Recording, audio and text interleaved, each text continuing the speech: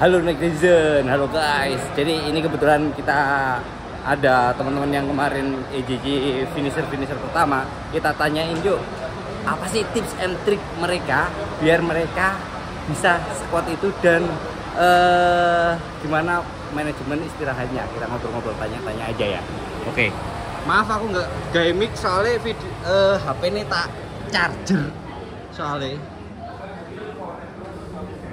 Aku tidur di hotel, sepeda masuk ke hotel, tapi pas mau keluar, mau check out, ada anjing yang punya, kejar keluar. Terus diliatin Korudi, satu ini kan, ini paril. Habis itu dipanggil sama yang punya. Lucu pokoknya. Tapi kalau dikejar anjing yang lucu ini waktu di Jakarta waktu baru tanya Big Sugar yang Big Sugar ke Jakarta hari Kansas. Jadi kita diingetin sama terus sepeda di sini banyak anjing jagain tanah-tanah pemilik tanah itu karena perkebunan kan. Ya kan kita nggak pengalaman dari itu. Anjing enggak. Ngejar pasti ngejar karena dia melindungi wilayah. Nah, Amjan bumi agama kan lumayan kenceng, jadi anjing begitu kita melewati wilayah dia berhenti. Anjingnya pintar-pintar juga gitu. Om mereka kan pelan. Iya.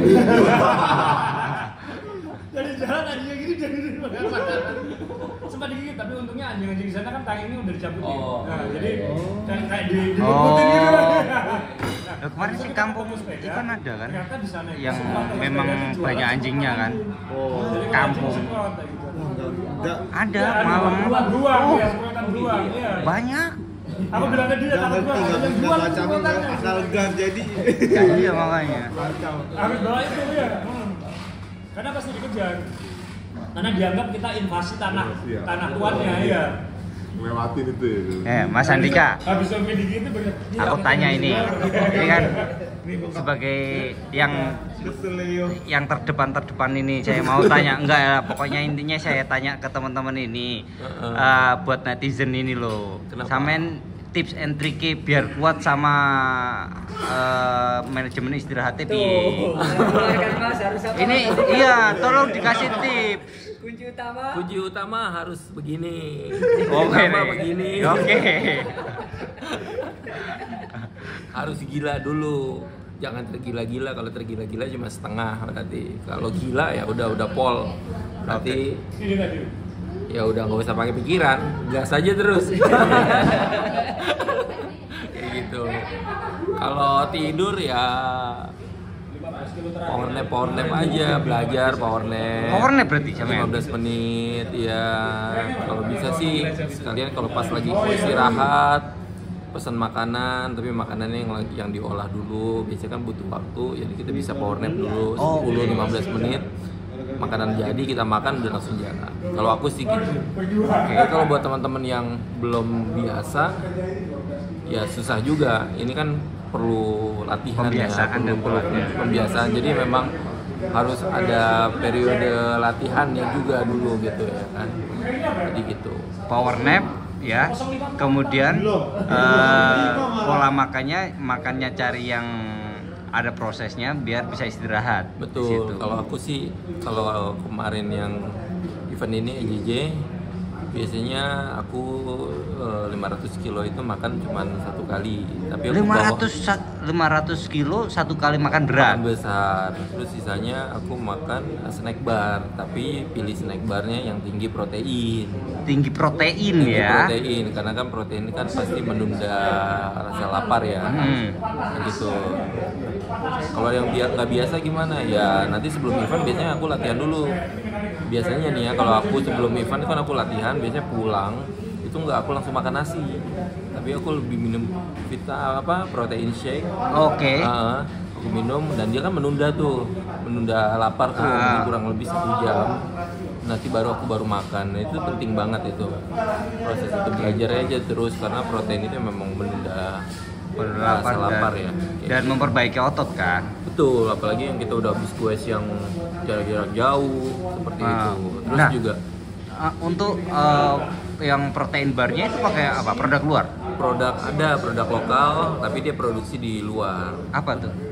Ada namanya, kalau aku pakai Jol. Oke. Terus energi gelnya juga cari yang ada proteinnya. Nah gitu. Oke, nah. Kayak EJ Sport itu dia ada L-carnitinnya di situ. Jadi itu bagus banget, L-carnitin di EJ Sport itu sampai 100 ya.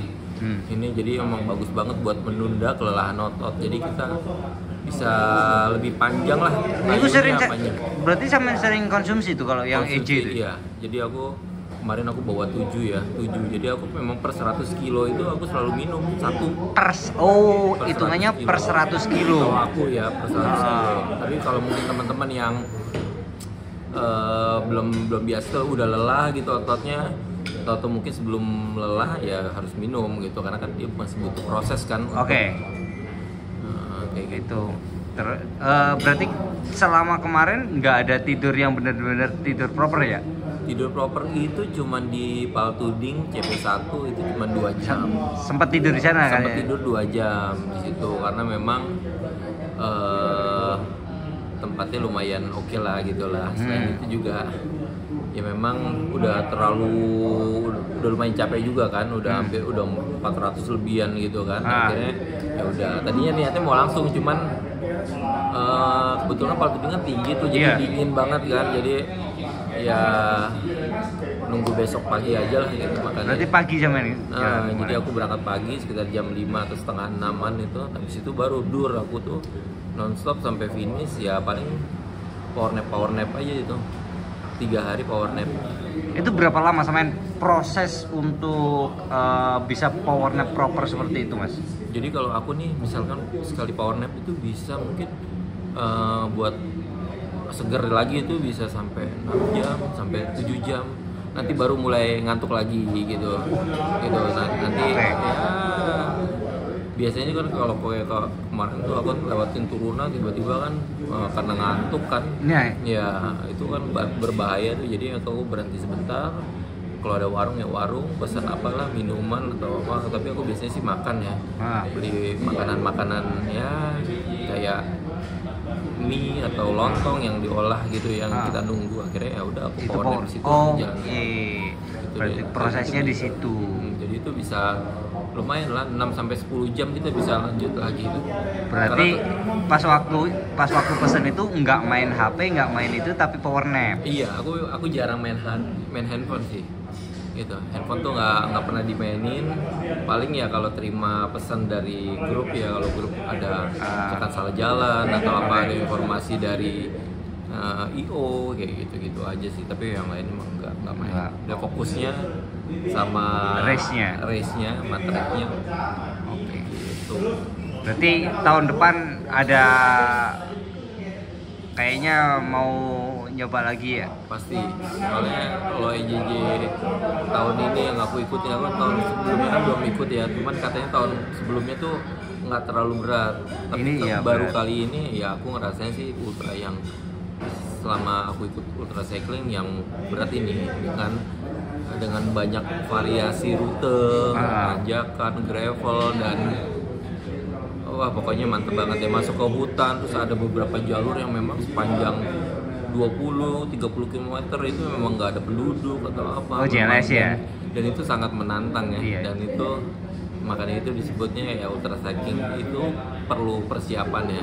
Kita persiapan yang matang, kita juga harus tahu trek karena juga banyak yang kejebak juga kan karena gravel ternyata ada banyaknya juga yang pada pakai ban 28. Kalau menurut saya sih idealnya ya 30 gitu. Samain pakai 30 aku. 30. Terus sepatu aku pakai sepatu road. MTB. Kalian MTB ya? Sepatu MTB Shimano 902. Jadi memang itu kan memudahkan kan untuk buka tutup atau jalan-jalanan gravel ketika kita harus dorong dan berarti bukan sepatu yang untuk gravel ya, tapi yang MTB ya? Iya, kalau aku sih pakai MTB ya. Karena kan dia ada gripnya di bawahnya kan. Kayaknya lebih bandelnya MTB deh. Punyaku lubang. Oh gitu ya. Kalau aku sih lebih suka MTB ya. Saya pakai gravel lubang tuh. Oh iya makanya. Terus apalagi yang teman-teman ada yang pakai sepatu road tuh kemarin ngelihat banyak.